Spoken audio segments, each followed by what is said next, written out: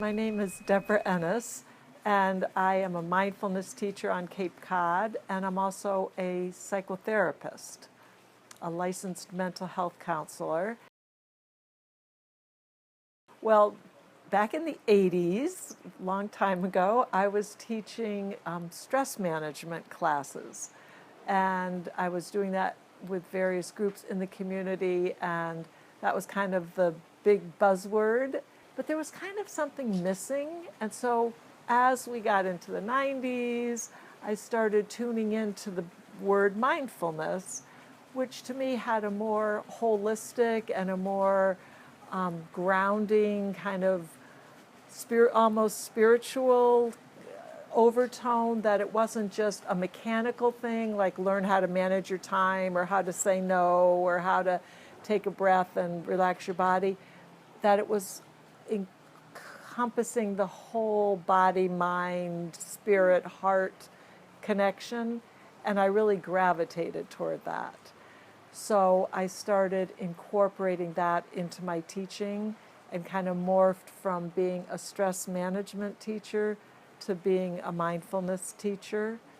To me, there's more depth to it, and it's a lifestyle as opposed to a technique.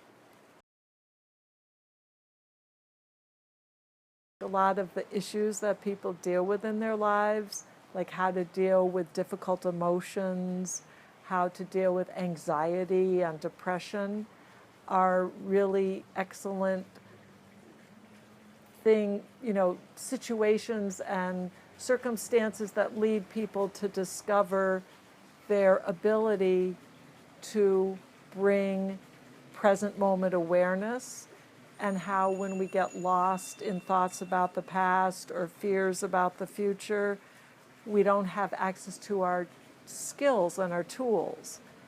When we're in the present moment, which means being in our bodies, we have a lot more access to wisdom and to guidance that comes from noticing our breath. So a lot of times my job is to encourage people to keep coming back to practicing that. It can be really discouraging at first, like when you first start to notice what happens in that silence. It's a lot of gibbering, different voices, different thoughts, racing mind, and it can feel like, oh, forget it, I can't do this. And then if you're, told that's what happens when we notice our minds, you're just like everyone else, and the more you do it, you're going to have space between all those jabbering thoughts.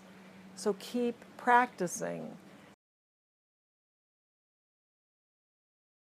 Important ingredient, and I'm so glad I remembered to say this, is about kindness and not beating ourselves up and not judging ourselves really harshly, but saying to ourselves, yeah, this isn't how I've learned to bring my attention into the moment or to settle my mind down. It's going to take some time.